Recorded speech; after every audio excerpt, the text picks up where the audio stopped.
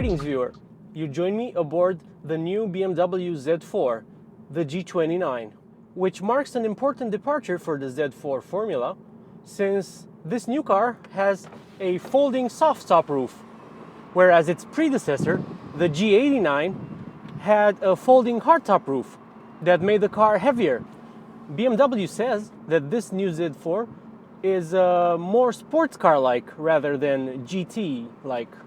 To be honest, from a design standpoint, this G29 is my favorite two-door drop-top BMW since the original Z3 was launched in the 90s. The car I'm driving right now is not the top-of-the-range model. It's the 30i model, but I think it is the pick of the range. Sure, it's only a 4-cylinder, but it packs plenty of power, 260 horsepower, and it's nearly 150 kilos lighter than the 3-liter car. And it isn't that much slower, well, at least on paper. And I have experienced that 3-liter engine, the B58, in a few other BMWs, and it is indeed an amazing experience and a great engine. But given how powerful this 2-liter is, I think it's a better pick than the 3-liter, even though you do miss out on that car's slightly more extreme styling and, of course, the extra performance and the soundtrack it provides. Although that's not to say this 30i is lacking for either oomph or noise, because it's a pretty nice sounding engine too.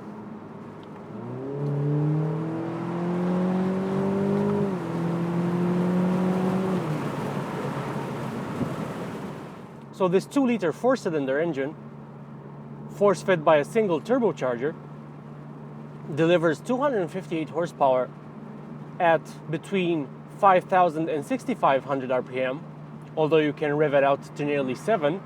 Peak torque is 400 Newton meters, and it is delivered flat between 1,550 and 4,400 RPM.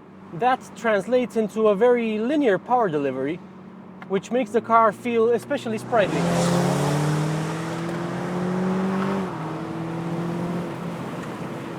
And it makes most overtaking maneuvers a breeze.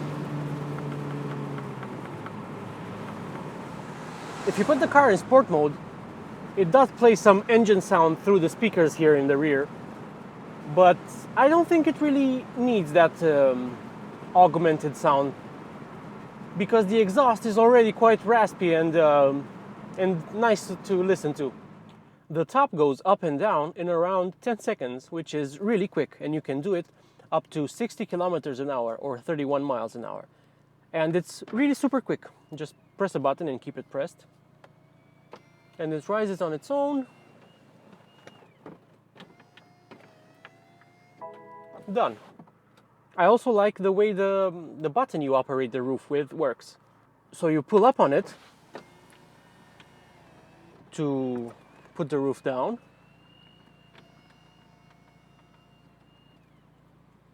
And then you push down on it to put the roof back up.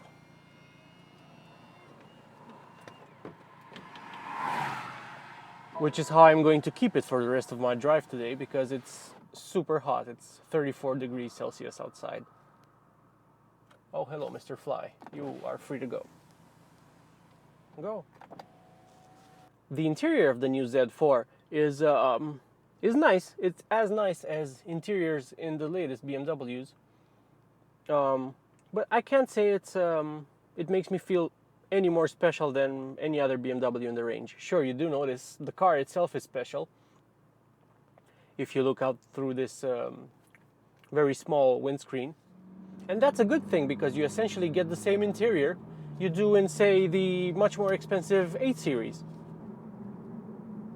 With that being said about the interior, that it's just a typical current generation BMW interior without any unique design flares, it also has to be said that it's not particularly practical. For instance, I found the door bins are ridiculously small. I can just put my wallet in there. The central armrest cubby, which also houses the cup holders, is also ridiculously shallow, and you can't really store anything other than your obligatory mask in here. If you didn't have this very useful net here between the seats, it would have been really hard to live with. It made me completely reconsider how practical this car's interior is. It's very not practical, but you can put stuff in there. And there's a little hatch through which you can access the trunk, which has to be said, because this car doesn't have a folding hardtop now, and the folding soft top takes up a lot less space when it's folded away. The trunk has grown by 50%, and it's actually pretty decent. You can get a couple of medium-sized suitcases in there. The previous generation Z4 had a more confused personality compared to this latest one. It kind of looked like a sports car, but it was really a GT at heart. It was quite comfortable, both to sit in and drive for long distances, but it never became an enthusiast's favorite because of its more relaxed character. That's not to say it was a bad car, it's not, and I want one of those, but it really didn't set your heart racing on a twisty road. This car, however, has very sharp steering, excellent body control, especially with the adaptive dampers in sport, so they are stiffened up and they prevent the car from rolling into corners. There's still some roll, but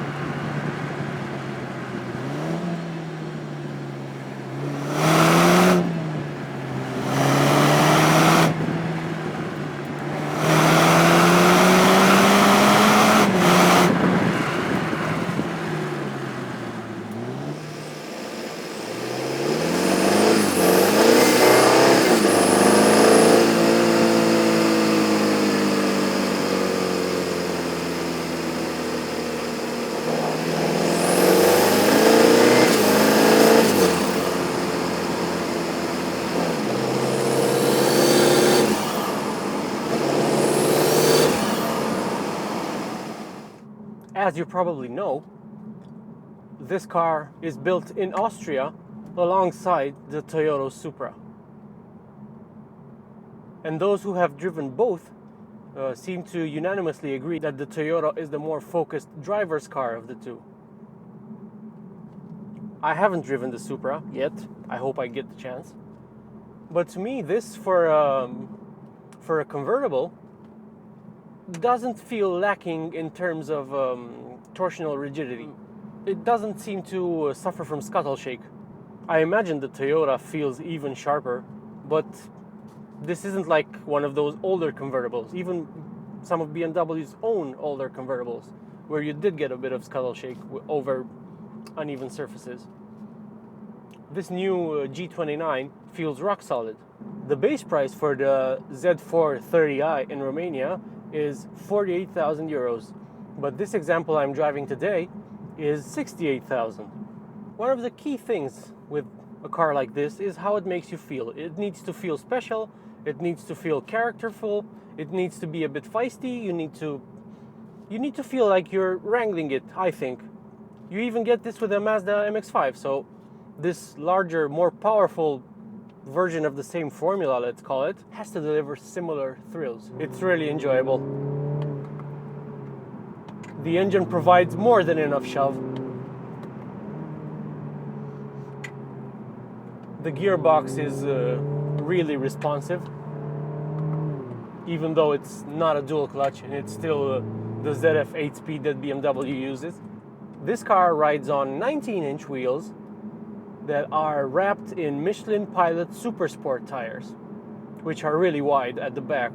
They're 275s. With that being said, you still can get this car's rear end to move around, but you do have to be quite aggressive with it. There's hardly anything to criticize when it comes to the new Z4's handling, although I did find one area where I'm not as happy as I could have been. I'm talking about the standard fit variable steering rack. It has a variable ratio so that there are fewer turns lock to lock, but in fitting the car with such a steering system, it somehow takes away from the tactility and the predictability of the handling. You just rely on the immense grip provided by the chassis, and less so on fine-tuning the trajectory midway through the corner. You just rely on it, floor it, and you know it's gonna grip and go. If you compare that to the Mazda MX-5, that is it feels like it's a more pure driving experience. I guess this is what this Z4 is lacking, maybe a little bit. The Mazda really makes you feel like you're wrangling it into submission, but you're doing so with finesse, and it feels like it requires finesse to be driven quickly. Whereas this, you can just kind of manhandle it and take it by the scruff of the neck and throw it into a corner, because it really has a lot of grip.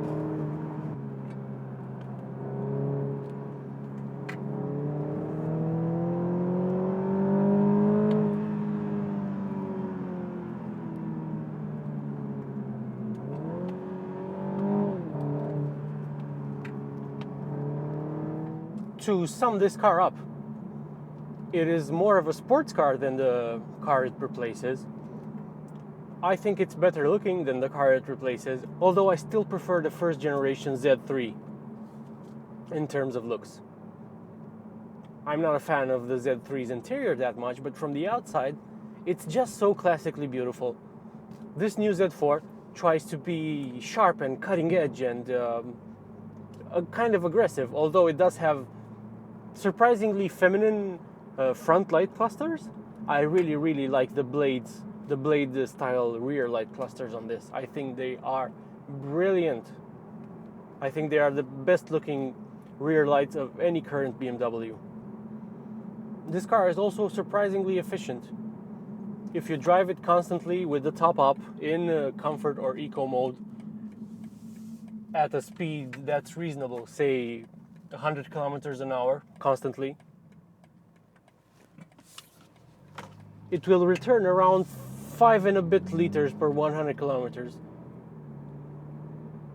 That really surprised me. It's quite an impressive figure for a car this powerful. The driving position is great. It's one of the few cars where I actually feel like I'm sitting low enough. It's a key point that makes you feel connected to the car. The further up you sit, the more disconnected you feel, and the more you perceive whatever body roll a certain car has. And as much as I like this car's brilliant, smooth shifting 8-speed gearbox, I would like a manual.